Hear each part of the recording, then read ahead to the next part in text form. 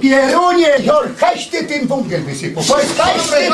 Szefie, tam kaj szef kozą, no! Kaj o kozą, hopie, tego węgla nie ma skąd. Dobra, szefie, Jeszcze mnie chopie ja przesiewa wodziusie na siebie. Pierunie, jeszcze mokro, żyć mu ostatnio do tego marasu, teraz zaś same galoty w mokre, czy oni zarobią nawet na te ancugi. kurde, byle i zaś. Wyci to ino sam ty się, wyci mi to za ino, to... Wyci mu to, no.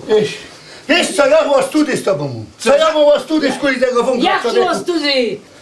Nie, Szefie, spokojnie, szefie, siednijcie się do mnie jeszcze trochę teraz serce tak bije, słuchaj. Ale Czekaj, ja mu też domieszczę, ja mu talerz tam plastikowy. Ten talerz.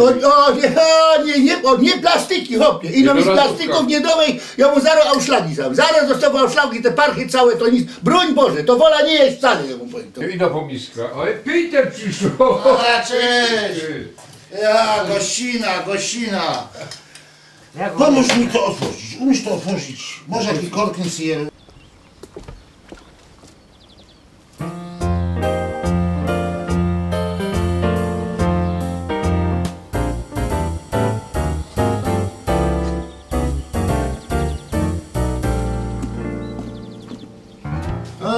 No widzisz, to rozumiem, no pierunie glejta obdropano tak. Ale teraz wam może tak, to. szefie, a patrzcie, te ruby wądową takie z dołu. Najlepszy. Dość konie. O, łyżka, bo...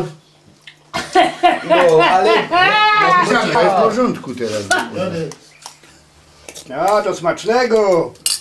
No widzisz, z takiej miski, to by była od psa to mogła to zjeść, a nie z plastiku, opie, no. Smacznego, szefie, No smacznego. dziękuję wam bardzo, dziękuję. No a teraz na spokojnie. Powiedz no, kaś ten węgiel wysuł.